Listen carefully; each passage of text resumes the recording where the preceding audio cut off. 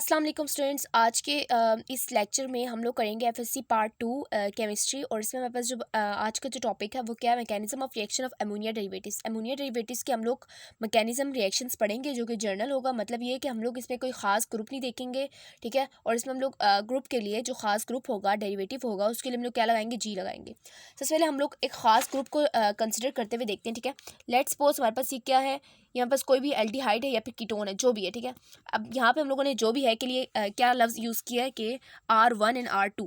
R1 and R2, R1 हमारे पास hydrogen भी हो सकता है और R2 हमारे पास हाइड्रोजन के साथ CH3 भी हो सकता है, मतलब एल्डिहाइड ग्रुप भी हो सकता है, और कीटोनिक ग्रुप यानी CH3 भी हो सकता है। सो हमने बोला जो भी है। तो अब इसके बाद स्टूडेंट्स हम लोगों ने देखना है कि ये बस क्या है, ये हमारे पास है अमोनिया डेरिवेटिव्स। अमोनिया क्या होता है, NH3 होता है, ठीक है।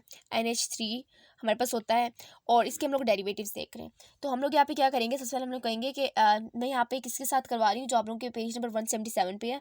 Reaction with 4 di nitrophenyl hydrazine. सबसे पहले आपको बताना चाहिए कि 2,4 डाई नाइट्रोफिनाइल हाइड्राजीन का क्या मतलब है।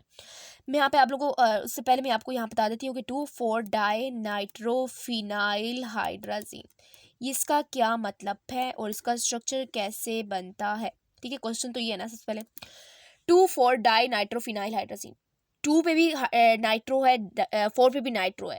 2,4 दो दफ़ा है, तो इसलिए हम लोग क्या कहा, 2,4 दो दफ़ा नाइट्रो ग्रुप है फिनाइल के ऊपर और हाइड्राजीन के साथ, ठीक है। फिनाइल ग्रुप क्या होता है, फिनाइल ग्रुप ये होता है, ठीक है, C6H5। C6H5 इस फिनाइल ग्रुप।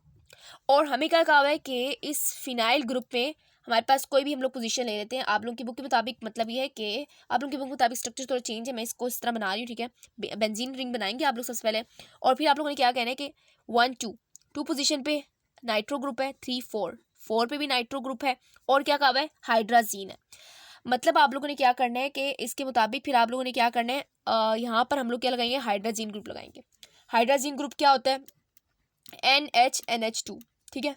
हाइड्राजीन ग्रुप ये होता है NH को हम लोग क्या बोलते हैं, हाइड्राजीन ग्रुप बोलते हैं, ठीक है, हाइड्राजीन ग्रुप।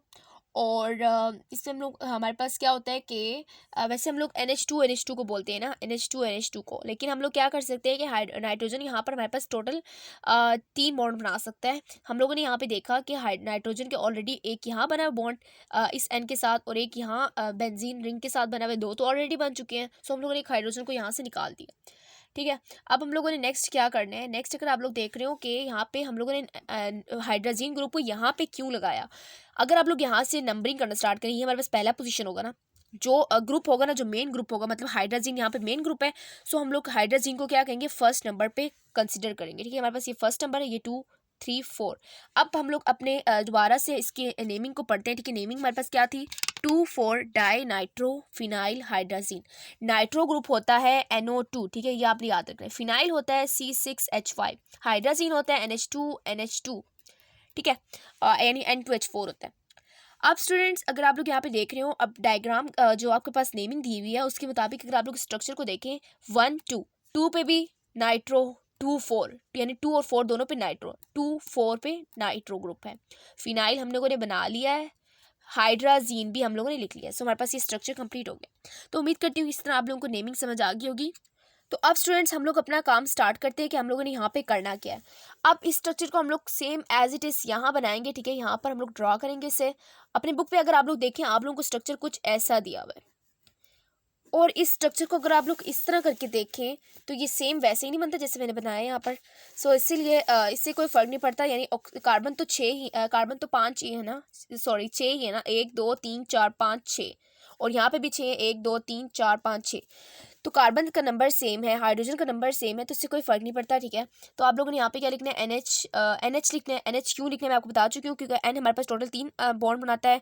एक ये बना चुका हुआ है और एक यहाँ पे इसने बनाया हुआ था, मतलब हाइड्रोजन के साथ तो 2 N लगते हैं ना, मतलब 2 N हमारे पास साथ होंगे। इसने यहाँ पे देखा कि यहाँ पर इसने भी एक यहाँ बनाया हुआ है, यहाँ बनाया हुआ है, तो एक और हाइड्रोजन खुद ब खुद निकल गया कि यहाँ पर इसकी गुंजाइश ही नहीं है। तो यहाँ पर इसलिए हम लोगों ने एक हाइड्रोजन को यूज़ किया। अब यहाँ पे हमारे पास नेक्स्ट काम क्या होगा कि नेक्स्ट काम स्ट्रक्चर को पूरा का पूरा बना दे, ठीक है, NO2, और यहाँ पे क्या होगा, NO2।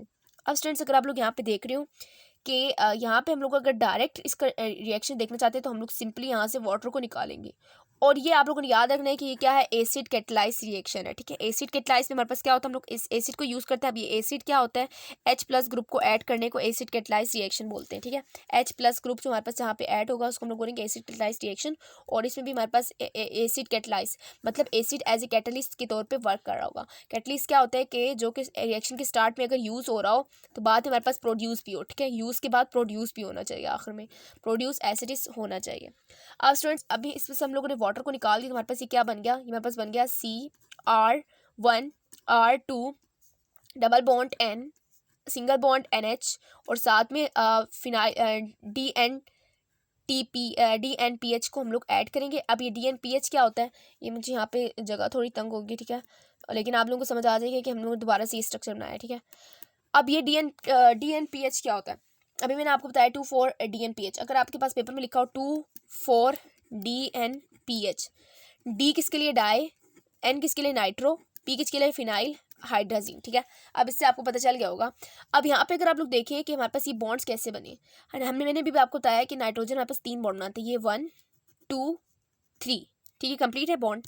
अब ये वाला नाइट्रोजन भी 3 ही बनाएगा, 1 2 और ये एक हाइड्रोजन 3, ठीक है, 3 पूरे हो गए। तो हमारे पास ये स्ट्रक्चर इसका बन गया है और इसके जो हमारे पास PPT बनता है जो सब कुछ है वो आप लोग खुद देख लें बुक पे, ठीक है। अब इसका मैं आपको मैकेनिज्म स्टार्ट करवाती हूँ। वाटर भी निकलता है, ठीक है, वाटर तो निकला है साथ में। अब इसका मैकेनिज्म आपको स्टार्ट करवाती हूँ कि मैकेनिज्म इसका कैसे होता है। जैसे कि मैं आपको बता चुकी हूँ कि this is a acid catalysed reaction, so here we used H plus sign, ठीक है। H प्लस साइन को एज ए कैटलिस्ट यूज़ करेंगे और फिर इसके रिएक्शन को फर्दर प्रोसीड करेंगे, ठीक है, कैसे हमारे पास परफॉर्म होता है। अब सबसे पहले आप लोगों ने क्या करना है, आप लोगों को मैं बता चुकी हूँ कि इसमें कोई भी ग्रुप हो सकता है, whether it is aldehyde whether it is ketone, ठीक है, कुछ भी हो सकता है। यानी एल्डिहाइड और कीटोन को चैप्टर पढ़ रहे हैं, सो हम लोग यहाँ पे एल्डिहाइड और कीटोन को यूज़ करेंगे। कुछ भी का मतलब कोई और ग्रुप आप लोगों ने यूज़ नहीं करना, मतलब कार्बोनाइल ग्रुप जिसमें मौजूद हो, ठीक है, कार्बोनाइल कार्बन मौजूद हो। कार्बोनाइल कार्बन क्या होता है, सी डबल बॉन्ड O और इसके साथ कोई भी हो तो इसको हम लोग कार्बोनाइल कार्बन बोलते हैं। अब स्टूडेंट्स हम लोगों ने करना क्या है, हम लोग इसको क्या रिएक्ट करवाएंगे, किससे रिएक्ट करवाएंगे, इसको हाइड्रोजन के साथ रिएक्ट करवाएंगे। H प्लस यानी एसिड कैटलाइज है, सो हम लोग यहाँ पे क्या करेंगे, यहाँ पर हम लोग हाइड्रोजन को एज अ कैटलिस्ट यूज़ करेंगे और यहाँ बस लास्ट में यूज़ होने के बाद प्रोड्यूस भी होगा, ठीक है। ये कंसेप्ट आप लोगों ने याद रखना है। कैटलिस्ट वो होता है जो यूज़ होने के बाद प्रोड्यूस भी हो। तो हमारे पास ये क्या होगा कि हमारे पास ये डबल एरोहेड रिएक्शन है, मतलब ये रिवर्स भी हो सकता है, इससे कोई फर्क नहीं पड़ता, आप लोग सिंगल एरो भी लगा दें, ठीक है, मैकेनिज्म से गर्ज होता है, ठीक है। और अब यहाँ पे क्या होगा कि ये ऑक्सीजन जाके इस हाइड्रोजन से रिएक्ट करेगा, इस हाइड्रोजन से रिएक्ट करेगा और सबसे पहले हमारे पास क्या बन जाएगा, ये बॉन्ड यहाँ से कार्बन अपना सारा का सारा बॉन्ड ले लेगा, यानी उसके इलेक्ट्रॉन भी ले लेगा। अब यहाँ पे क्या हो जाएगा स्टूडेंट्स, यहाँ पे हमारे पास हो जाएगा C के ऊपर पॉजिटिव आ जाएगा, ठीक है, C के ऊपर पॉजिटिव आ गया और ये हमारे पास क्या बन गया OH, ठीक है। ये बस इसको छोड़ दें, ठीक है। हमारे पास ये दो जो मैंने यहाँ पे डंडियाँ शो की है, मतलब जो आप जो भी बोलते हैं, ठीक है, इसको मैंने क्यों शो किया कि हम लोग यहाँ पे बताना चाह रहे हैं कि यहाँ पे कोई ना कोई ग्रुप लगाया है। यहाँ पे मैं H लगा ली थी, ठीक है, ताकि आप लोगों को आसानी भी हो, ठीक है, H लगा लिया। अब स्टूडेंट्स अगर आप नेक्स्ट देखें, नेक्स्ट हमारे पास क्या होगा, नेक्स्ट हमारे पास ये होगा कि यहाँ पर हम लोग अमोनिया डेरिवेटिव को यूज़ करना स्टार्ट करेंगे। अमोनिया डेरिवेटिव आकर इस स्ट्रॉन्ग इलेक्ट्रोफाइल, अब ये क्या हो गया, स्ट्रॉन्ग इलेक्ट्रोफाइल हो गया।